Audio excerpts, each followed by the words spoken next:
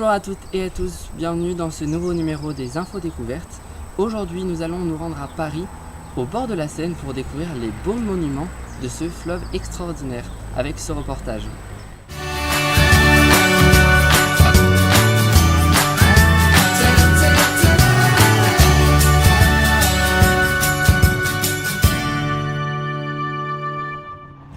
Nous prenons aujourd'hui la direction des bateaux-mouches afin de contempler les monuments importants de Paris le long de la Seine. Une fois installé dans ses embarcations, le bateau démarre.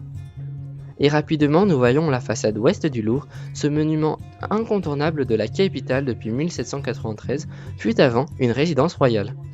C'est à ce jour l'un des plus beaux musées du monde grâce à la richesse de ses collections réparties sur plus de 17 km de galeries. En continuant notre route sur le fleuve parisien, nous voyons le Pont Royal, qui est l'un des 34 ponts de Paris et surtout l'un des plus anciens. La petite histoire raconte qu'il fut offert aux Parisiens par le roi Louis XIV. Ensuite, c'est le musée d'Orsay que nous voyons sur notre gauche. Il s'agit d'une ancienne gare construite par Laloux en 1900 pour l'exposition universelle. Devenu le grand musée du 19e siècle, on peut admirer les œuvres prestigieuses telles que les grandes toiles impressionnistes de Renoir et bien d'autres encore. Juste à quelques minutes du musée d'Orsay, c'est le pont de la Concorde qui se dresse devant nous. Ce pont est symbolique puisqu'il fut construit en partie avec les pierres de la prison de la Bastille démolie durant la Révolution. En avançant, c'est le monument le plus symbolique de Paris et de la France que nous pouvons voir, la Tour Eiffel. Réalisée de 1887 à 1889 par l'ingénieur Gustave Eiffel.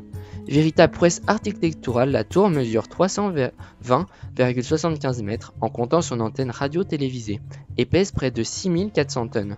Divisée en 3 étages, la tour dispose de boutiques et de restaurants.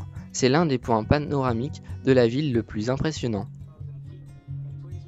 En continuant notre croisière sur la Seine, nous voyons le pont des Invalides, construit en 1856. Il mène sur la gauche au Grand et Petit Palais construit pour l'exposition universelle de 1900. Sous sa gigantesque verrière, le Grand Palais abrite de vastes salles d'exposition ainsi que le Palais de la Découverte. Ensuite, nous voyons le pont Alexandre III qui présente ici les armes de la ville de Paris, mène sur sa droite à l'hôtel royal des Invalides où repose Napoléon Ier. Toujours sur votre droite, le quai d'Orsay, siège de Jean-Yves Le Drian, ministre des Affaires étrangères.